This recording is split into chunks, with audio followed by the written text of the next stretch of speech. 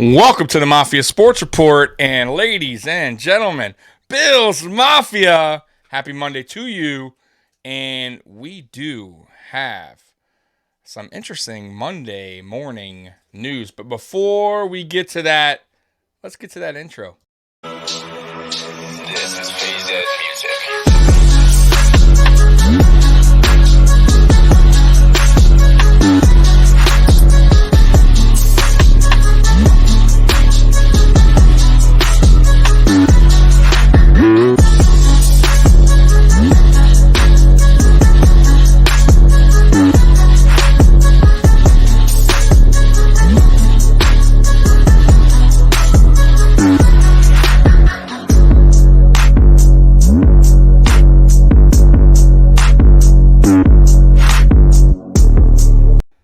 Bills Mafia, what is up? Happy Monday to you all. Today has been a busy Monday, right? We had the ceremonial, digging, for the new stadium. Roger Goodell was there. Obviously, everybody, the Bagulas, Tara Bagula, said some very emotional stuff at his, while he was there on the mic there. If you haven't watched it, go check it out. It's all over Twitter. But we do have some breaking news.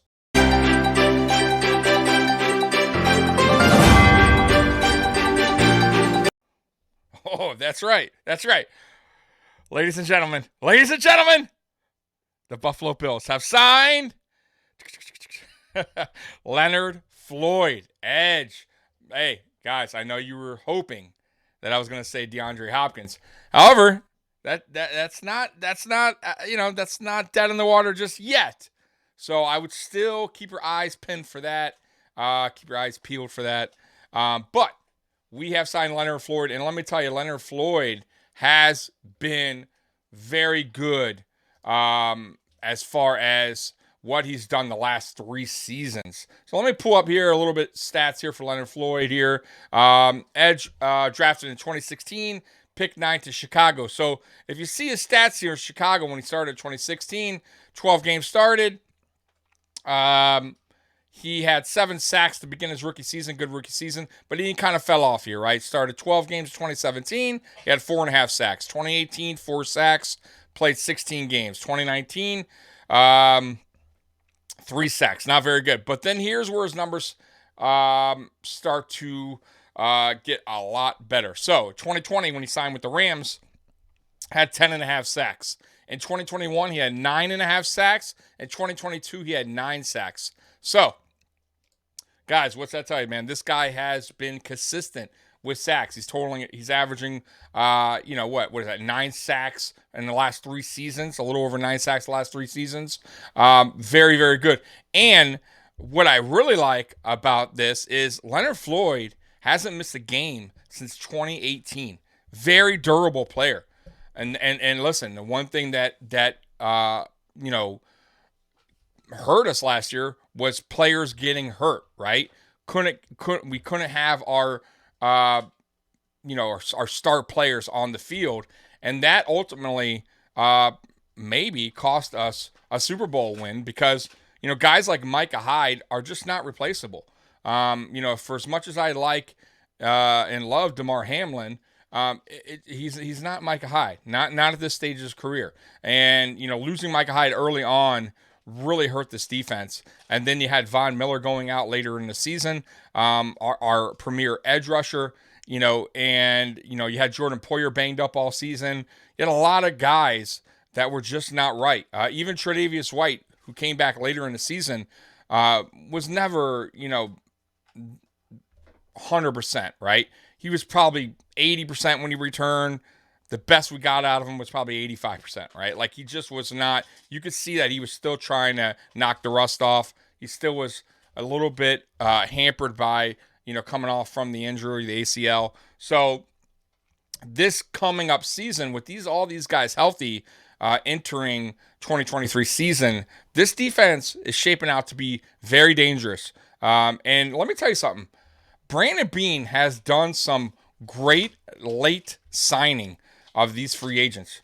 If you think about it, right?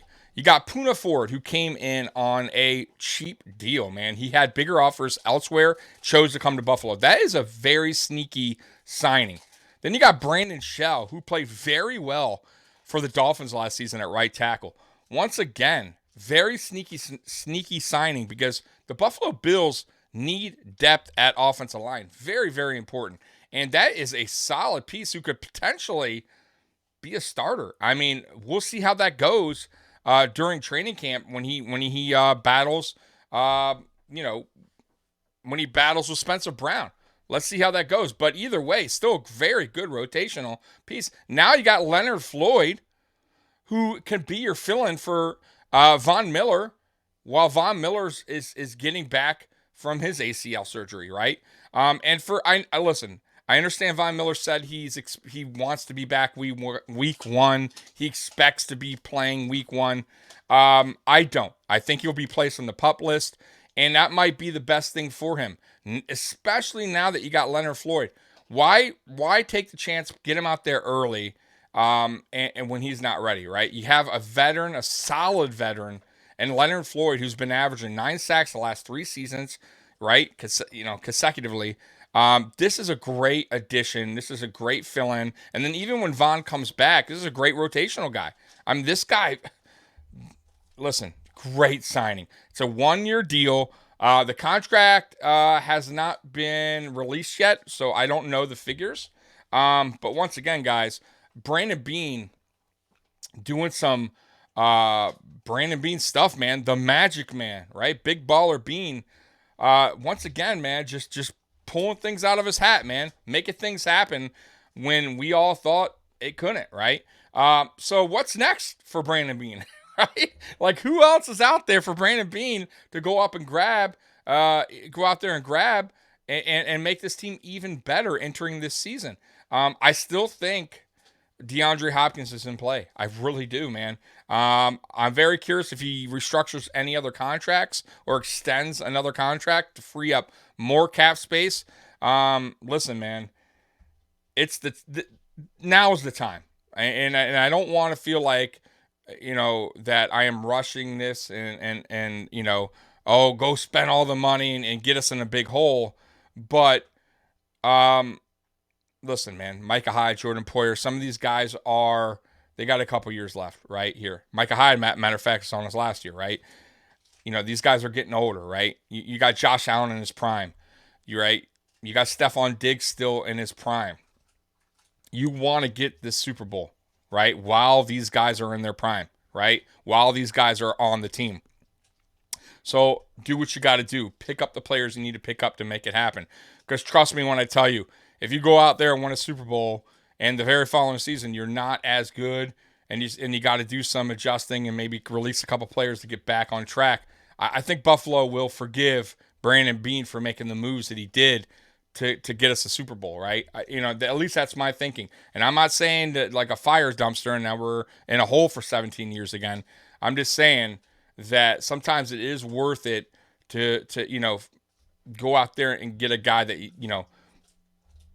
you just may not want to overspend on, but you might have to, or do a contract extension you don't want to, or restructure to get you over that hump. Because right now, man, listen, the Bills right now are a very, very good team, but we're stuck, right? We're stuck somewhere on the road, right? And we just can't get over that. No matter how we, all these past, five seasons since 2017, right? We just continue to be stuck, right? And we can't get over that certain hump, right? And we gotta figure it out, man. And listen, I think this offseason, with the additions that he did with a limited amount of money, has been phenomenal, honestly. And I listen, I gave the draft initially a B-. I'm gonna give it a B+ now. As the days go on, as I look at the film on these guys, I absolutely love the draft picks. I love the direction they're going in. I love the fact that McDermott is going to be calling plays on defense now. He's the DC. I want to see that aggressive style defense that Sean McDermott is known for. And he actually has shown when he took over play calling for Leslie Frazier a few games back in, I believe it was 2019. So listen, man, this season's going to be a really, really interesting one. If everyone could stay healthy, this is a Super Bowl team. Whether we get DeAndre Hopkins or we don't, this is a Super Bowl team. Now, if we get DeAndre Hopkins, listen, man, I'm going to tell y'all right now, man, this offense is going to be tough to stop. As of right now, if we don't get DeAndre Hopkins, this offense is still good, very good. But the problem is with the receiving cores, there's a lot of guys that need to prove themselves, right? So you got Khalil Shakir entering his second season. I have a lot of faith in Khalil Shakir. But once again, though, he has to prove himself. I thought last year he did a good job as a rookie. I thought he made some really good catches. But now's your opportunity to show a little bit more, right? And it's your second season, right? We got guys like Dalton Kincaid, our rookie, right? What's he going to do, right? Normally, tight end rookies don't have breakout rookie seasons. Could he have a breakout rookie season? We'll find out, right? These are all question marks, right? You got Sherfield, who Sherfield had a very good year last year for the Dolphins, but this is a new offense, a new system, a new quarterback, right? It's a question mark, right? What can he do with this offense? Can Josh trust him, right? Then you got Gabe Davis, who's everyone's big question mark, right?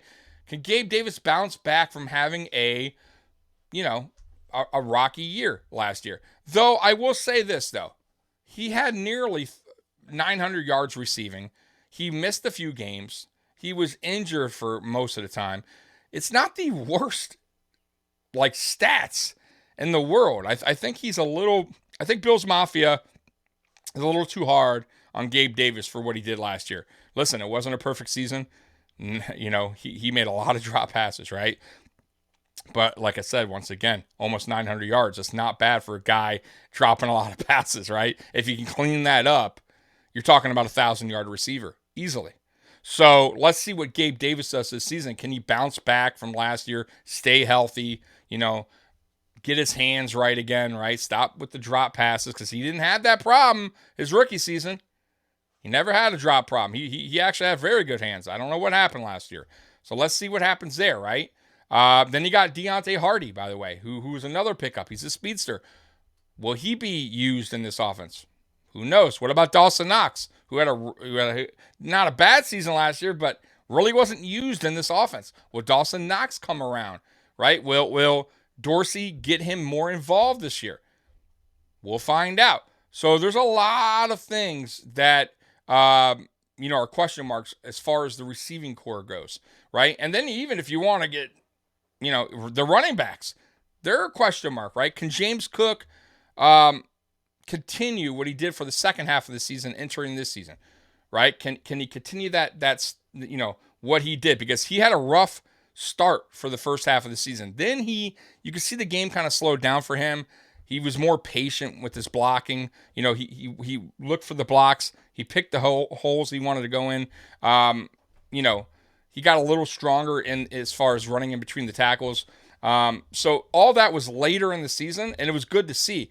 But he needs to continue that, right? We need to see more from James Cook.